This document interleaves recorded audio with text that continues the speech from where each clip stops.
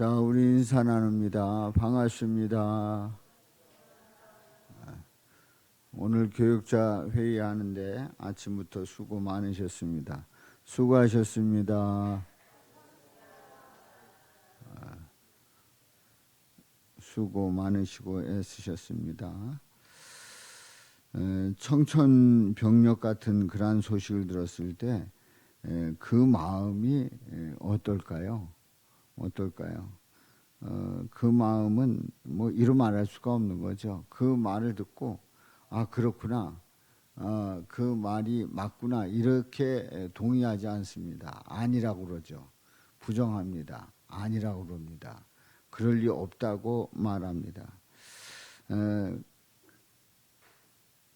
스트레스 지수가 가장 큰 게 뭔가, 그러니까 우리가 어떤 일을 만났을 때 스트레스 지수가, 스트레스 그 수치가 가장 높은 게 어떤 것일까요? 바로 첫 번째가 그 배우자의 죽음입니다. 배우자의 죽음, 또 가족의 죽음, 뭐 이렇게 그 이어갑니다.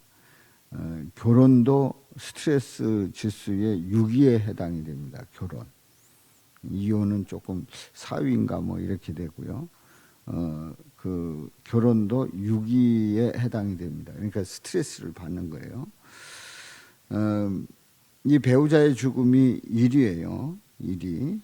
그러니까 배우자의 죽음이 1인데 첫 번째인데 그거를 100으로 이제 계산을 해가지고 그거보다 조금 낮으면 얼마 이렇게 해가지고 스트레스 지수 1위부터 100위까지 이렇게 순위를 매겼어요.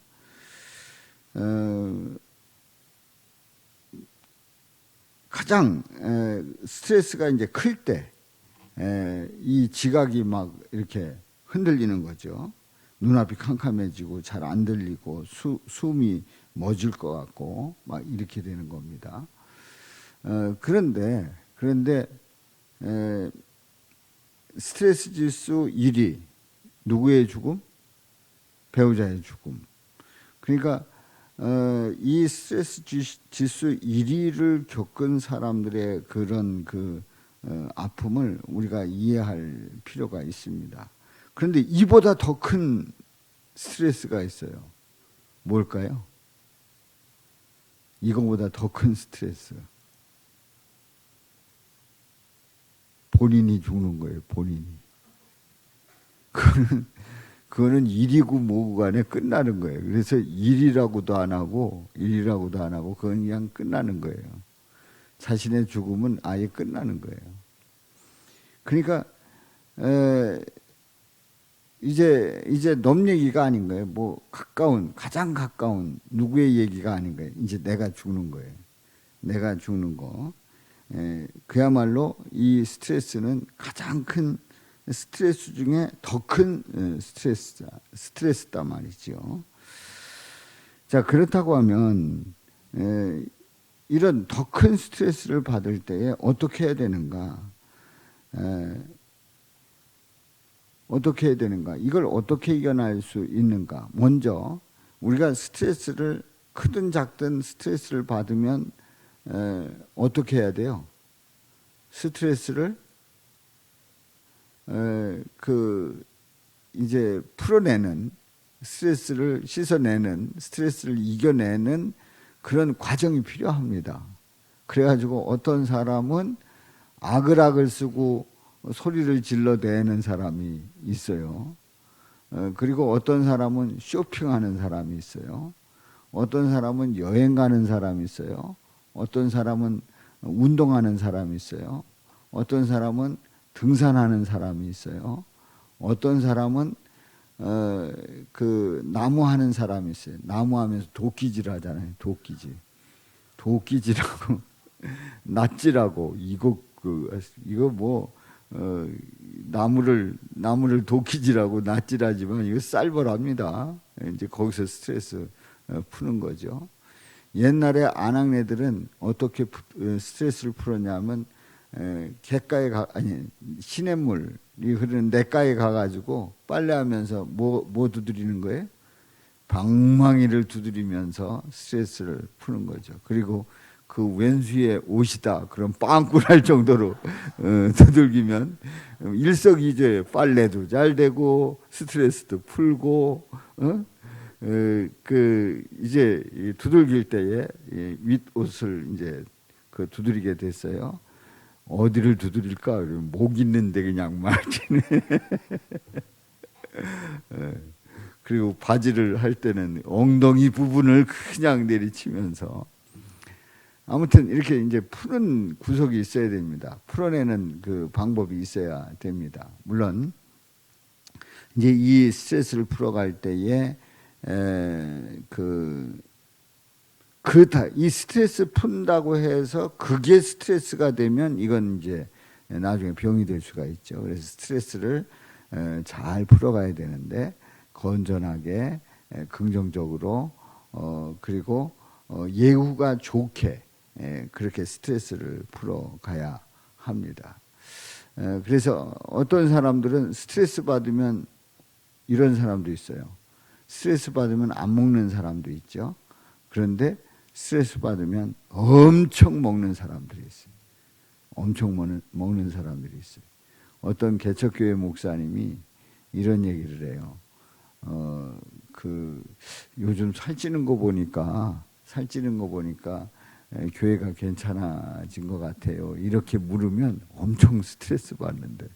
왜냐하면 스트레스 받아서 먹어가지고 밥을 많이 먹어가지고 지금 찌고 있는데 교회 형편이 나아진 것 같다고 그렇게 진단하면서 그렇게 위로하면 더 승질난대. 더 먹게 된다는 거예요. 그러면서 개척교회 목사들이 살찌는 이유도 모르고 저렇게 묻는다고 아주 신경질을 냈던 어떤 목사님이 생각이 납니다. 자, 이제 스트레스를 풀어야 되는 거예요. 자, 이제 일반적인 그냥 풀면 끝나고 시간 지나가면 극복이 되고 하는 스트레스는 그냥 이렇게 저렇게 푼다고 생각을 해요. 근데 본인이 죽는 스트레스는 어떻게 할 거예요? 본인이 죽게 되는 이 상황 속에서 어떻게 해야 되겠어요? 바로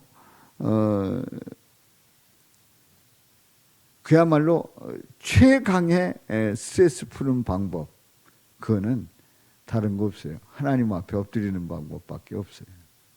하나님 앞에 모든 건 내려놓고 엎드리는 방법밖에 없어요. 그게 바로 히스기야입니다.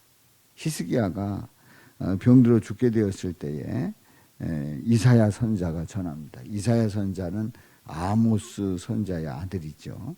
이사야 선자가 전합니다. 여호와의 말씀이 너는 집을 정리하라. 집을 정리하라. 정리하라는 게 뭐예요? 다 정리 이제 그 마무리 지어라 이거죠. 널려놨던 거 내 옷이니 뭐 책이니 뭐 내 물건이니 정리하라. 무슨 뜻입니까?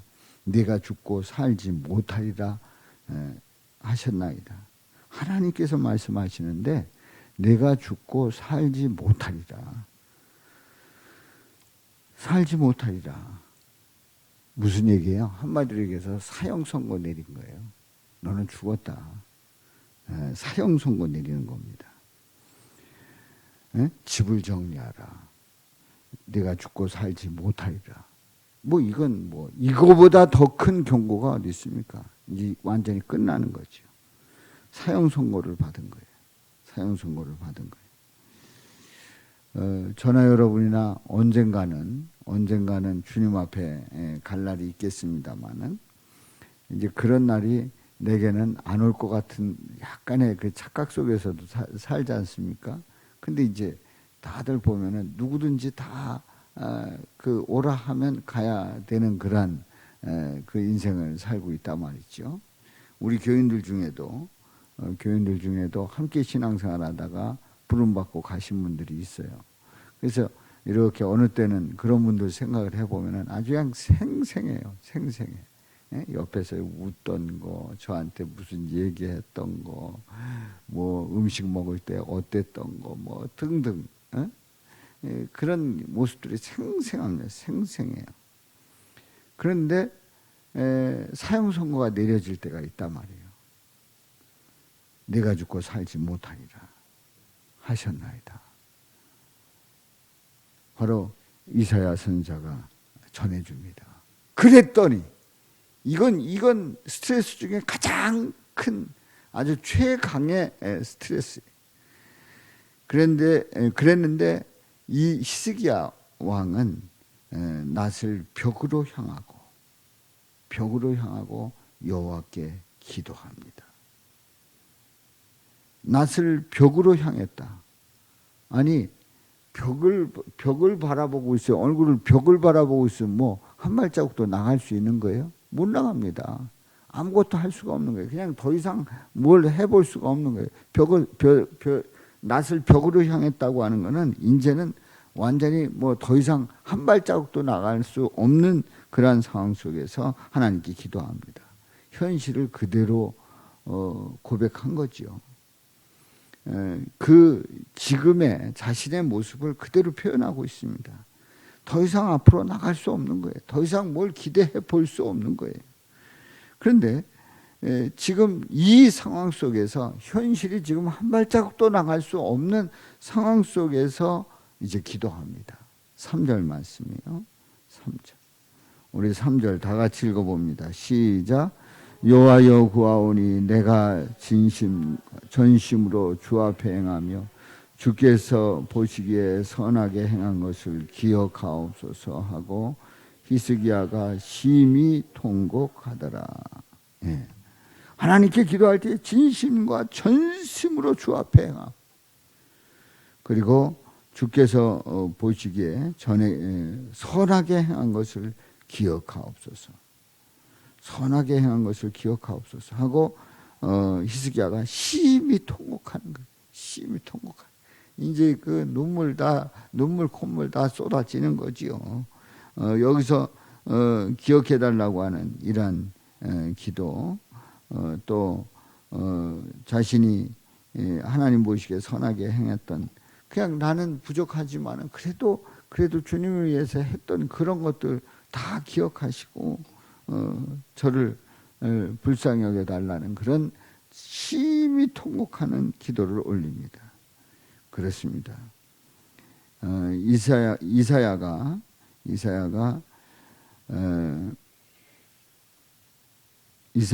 성읍 가운데까지 이르기 전에 하나님 말씀에 임합니다. 그 다음 절에 보면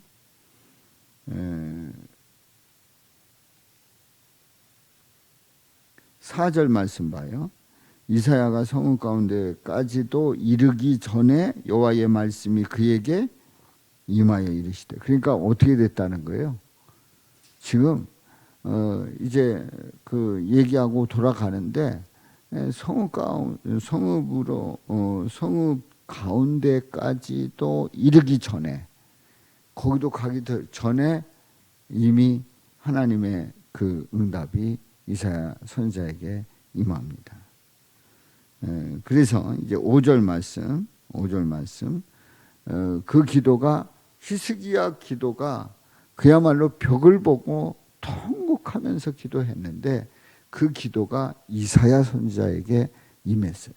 응답이 되는 겁니다. 자, 5절 말씀이에요. 5절 시작. 너는 돌아가서 네 주권의 주권자 히스기야에게 이르기를, 왕의 조상 다윗의 하나님 여호와의 말씀이 내가 내 기도를 들었고 내 눈물을 보았노라.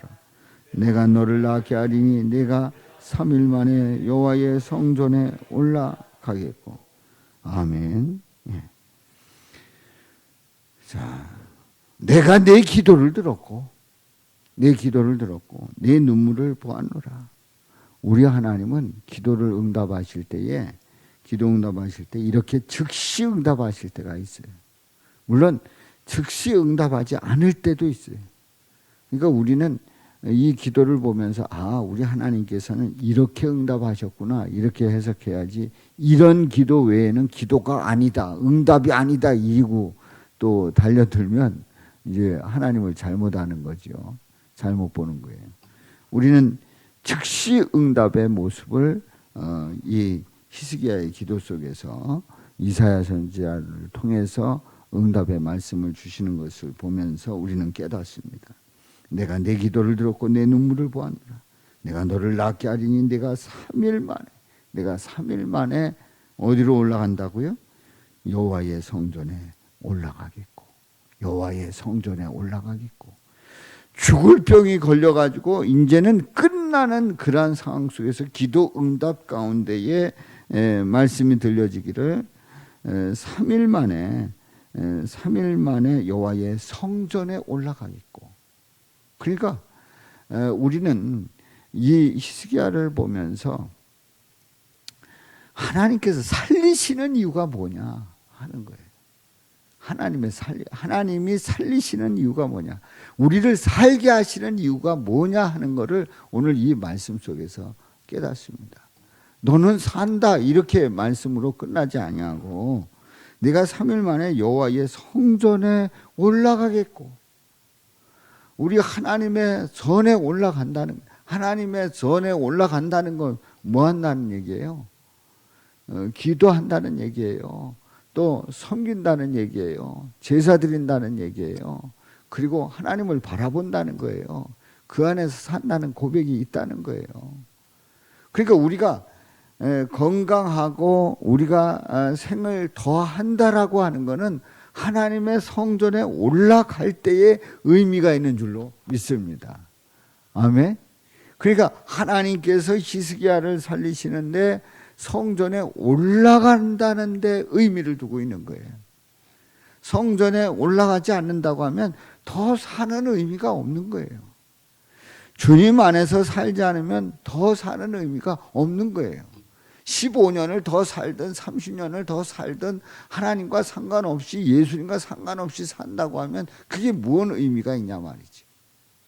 바로 15년의 생명을 더 연장받는 이 히스기야가 하나님의 성전에 올라간다라고 하는 것은 하나님과의 만남 속에서 하나님께서 허락한 그 생명, 더한 생명을 하나님과 동행하면서 주님의 일을 하는 그런 히스기야가 의미가 있고, 그 삶은 복된 삶인 줄로 믿습니다.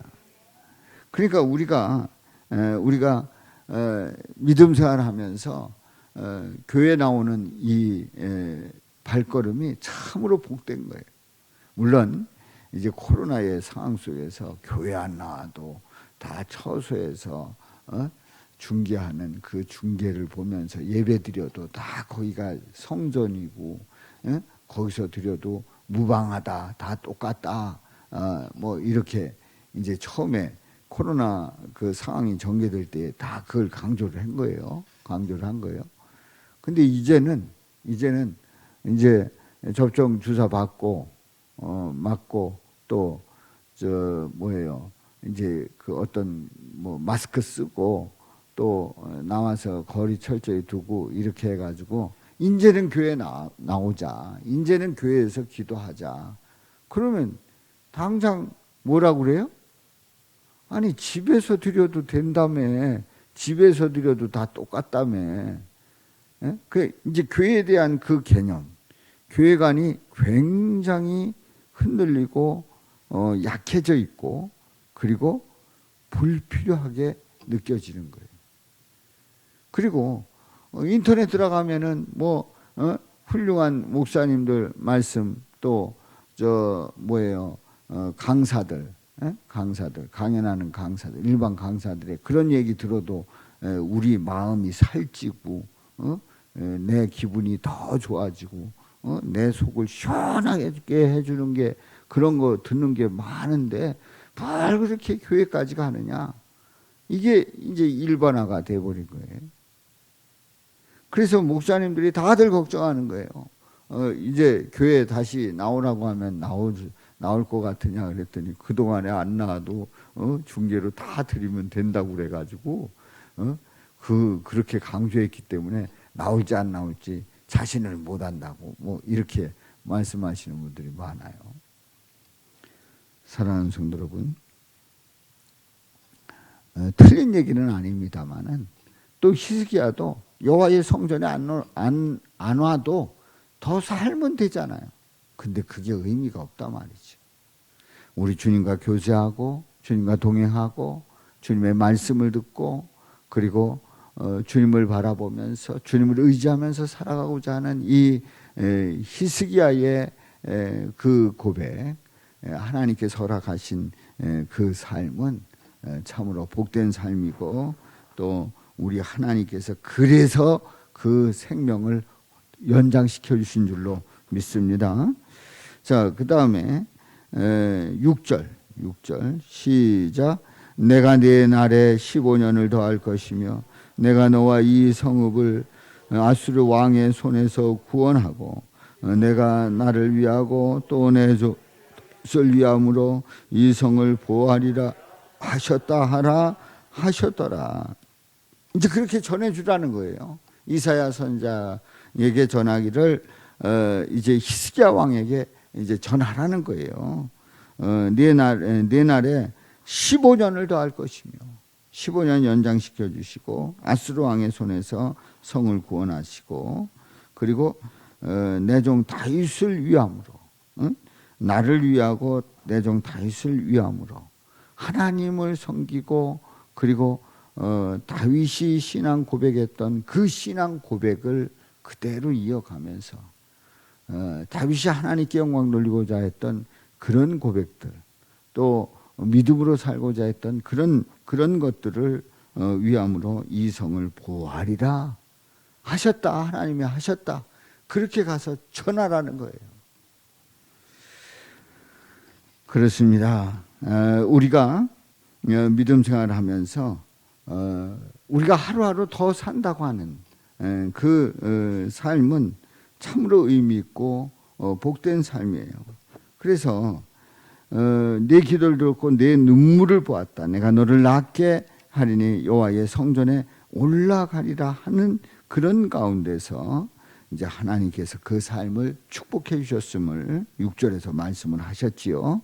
하나님의 구원의 역사가 아주 구체적으로 나타나는 것을 보게 됩니다. 자, 오늘 이 말씀을 적용해 봅니다. 이 절망 가운데 죽음이 닥쳐왔을 때 그리고 우리에게 말할 수 없는 큰 스트레스가 찾아왔을 때 우리는 승부를 줘야 돼. 누구하고? 하나님과 승부를 지어야 됩니다. 그러니까 하나님과 승부를 봐야 되는데 하나님께서 어떻게 허락하시느냐 하는 거지요. 히스기야 왕을 빌어서 우리가 봅니다마는 하나님이 와라 할 수도 있어요. 살려주옵소서. 심히 통곡했는데 넌 이제 그만 살고 와. 이렇게 응답할 수 있어요. 첫 번째 응답이 오라 하는 응답. 두 번째 응답이 무슨 응답이에요? 더 있으라는 응답이 올 수도 있어요. 세 번째는 오라고도 안 하고 더 있으라고도 안 하고 도대체 확신 있는 그런 응답이 오지 않는 거예요. 그러니까 그걸 쉬운 말로 뭐라 그래요? 하나님이 어떻게 응답하셨는지 모르겠다는 거예요. 이런 응답이 있을 수도 있어요. 자, 그렇다고 하면 오라 하면 어떤 거예요? 오라 하면 하나님이 더 살게 하시는 것이 나의 기도 제목이었고 내가 간절히 바라던 그러한 기도 제목이었는데 오라 할 수도 있다는 얘기죠. 그러면 그 기도 응답은 어떤 응답일까요? 내가 봤을 때는 너무 불만이죠. 이럴 수가 있어요. 이렇게 몰인정할 수가 있습니까? 그런데요, 하나님이 보실 때는 그게 우리에게 큰 복일 수도 있어요. 그리고 오라 했을 때는 주님, 예수 믿고 주님 영원한 나라 갈 때, 예수님 믿고 갈 때는 영원한 나라 가는 거예요. 영원한 안식을 누리는 거예요.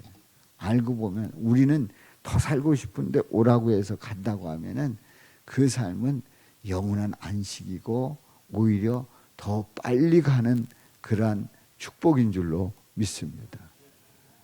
아멘. 그러니까 우리는 몰라요. 우리는 우리는 다 모르는데 주님께서 오라 해서 갔을 때, 오라 해서 갔을 때 그 삶은 오히려 더 평안한 안식이란 말이죠. 여기에 대한 예화가 있는데 그건 그냥 지나가겠습니다. 더 있으라, 더 있으라. 15년 연장을 받았어요. 기회 주시는 거예요. 기회 주시는 거예요. 그런데 그 기회 주셨을 때는 하나님께 영광 돌리며 내게 주신 그 삶을 감사하면서 살아가는 그 복된 삶, 더 있으라고 하는 그 명령 속에 그것을 누리며 살아갈 수 있기를 주님의 이름으로 축원합니다. 근데 모르겠다. 그래서 어느 날 이렇게 지내다가 젊은 사람들은 그런 기도 덜 합니다만은 나이 드신 분들은 이런 기도를 하는 거예요. 제가 도대체 몇 년 더 살겠습니까?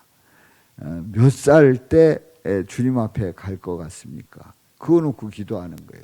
내가 몇 살에 세상 떠나는지 그거 놓고 기도하는 거예요. 응답 받으신 분, 혹시 그 기도해가지고 응답 받으신 분, 응답 받으신 분 있어요? 내가 몇 살 때 죽습니까? 내가 몇 살 때 주님 곁에 갑니까? 그걸 놓고 기도하는 거예요. 그런데요, 이 기도는 하나님께서 응답하시지 않을 가능성이 엄청 커요. 왜냐하면 내가 몇 살 때까지 산다라고 하는 그 응답 속에서 살면 그날이 가까이 오면 어떻게 되는 거예요? 아무 생각이 없어지는 거예요. 그리고 마음이 복잡해지는 거예요. 그리고 그날을 안다는 게 좋은 게 아닌 거예요. 어디 가다 보니까 병 들게 되고 또 우리 주님께서 나를 데려가실 때 그때 딱 데려가시면 그냥 가는데 그날을 생각하면서 가면 이건 삶이 아닌 거예요. 그리고 그게 삶의 기복이 커지고 그렇습니다. 모르겠다. 언젠지 모르겠다. 하루하루 감사하면서 찬양과 영광을 돌리면서 사는 것이 마땅한 도리인 줄로 믿습니다. 그렇기 때문에 우리는 오늘 이 말씀을 통해서 오늘 이 말씀이 총 주제가 뭡니까? 세월을 아끼는 지혜의 사람이에요. 세월을 아끼는 지혜의 사람, 그 주제로 이제 새벽 기도하고 그리고 오늘 심야 기도까지 이어지는 거예요. 자, 세월을 아끼는 사람은 기회를 사는 사람이에요. 그래서 내게 주어진 삶 속에서 최선을 다하는 사람이에요. 그러니까 이 히스기야 왕이 정말 세월을 아끼는 사람이었어요. 기회를 사는 사람이었어요. 열심히 살아가면서 또 이제 너는 이제 그만 살고 끝났다 이럴 때 사형 선고 받았을 때에 통곡하고 기도하면서 생명 연장을 받고 15년의 연장을 받고 더 산 사람이에요. 정말 그 세월이 얼마나 소중했는지 몰라요. 아주 그 소중하게 귀하게 여기고 살아갔던 히스기야 왕의 모습을 봅니다. 그리고 이 세월을 아끼는 지혜의 사람, 이 히스기야 왕이 지혜의 사람이라 말이에요. 왜 지혜의 사람입니까? 지혜의 사람은 바로 성령으로 충만해서 어리석지 않고 지혜로운 사람이었고, 이 지혜로운 사람은 하나님의 뜻을 아는 사람. 그러니까 이 히스기야 왕은 하나님의 뜻이 무엇인지를 정확하게 알았던 거예요. 그래서 하나님의 뜻을 구하고 그리고 하나님께 붙잡힌 바 된 삶을 살기를 원했던 거죠. 이렇게 해서 잠깐 착각을 하기도 합니다만은 그런데 이 히스기야 왕이 우리가 총주제로 보았던 세월을 아끼는 지혜로운 사람으로 살았던 것처럼 우리가 히스기야 왕의 그 삶이 저와 여러분들의 삶이 되기를 주님의 이름으로 축원합니다. 아멘. 세월을 아끼는 지혜의 사람이 될 수 있기를 바랍니다. 그래서 히스기야 왕이 그야말로 죽을 고비를 넘기고 15년 연장을 받고 그런 삶을 삽니다마는 우리 주님께서는 주님께서는 내게 주어진 삶 속에서 우리 모두가 다 세월을 아끼는 지혜로운 사람으로 승리하시기를 주님의 이름으로 축원합니다. 자, 우리 샤우팅합니다. 샤우팅해요.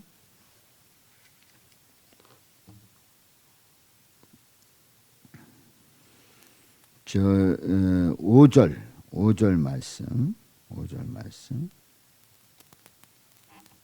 5절과 6절 말씀을 하겠어요. 5절과 6절 말씀 샤우팅. 너는 돌아가서 내 백성의 주권자 히스기야에게 이르기를 너는 돌아가서 내 백성의 주권자 히스기야에게 이르기를 너는 돌아가서 내 백성의 주권자 히스기야에게 이르기를 왕의 조상 다윗의 하나님 여호와의 말씀이 왕의 조상 다윗의 하나님 여호와의 말씀이 왕의 조상 다윗의 하나님 여호와의 말씀이 내가 내 기도를 들었고 내 눈물을 보았노라. 내가 내 기도를 들었고 내 눈물을 보았노라. 내가 내 기도를 들었고 내 눈물을 보았노라. 내가 너를 낳게 하리니 내가 3일 만에 하나님의 성전에 올라가겠고 내가 너를 낳게 하리니 내가 3일 만에 여호와의 성전에 올라가겠고 내가 너를 낳게 하리니 내가 3일 만에 여호와의 성전에 올라가겠고 내가 내 날에 15년을 더할 것이며 내가 내 날에 15년을 더할 것이며 내가 내 날에 15년을 더할 것이며 내가 너와 이 성을 아수르 왕의 손에서 구원하고 내가 너와 이 성을 아수르 왕의 손에서 구원하고 내가 너와 이 성을 아수르 왕의 손에서 구원하고 내가 나를 위하고 또 내 종 다윗을 위함으로 내가 나를 위하고 또 내 종 다윗을 위함으로 내가 나를 위하고 또 내 종 다윗을 위함으로 이 성을 보호하리라 하셨다 하라 하셨더라. 이 성을 보호하리라 하셨다 하라 하셨더라. 이 성을 보호하리라 하셨다 하라 하셨더라. 열왕기 하 20장 5절 6절 말씀. 아멘. 아멘. 오늘도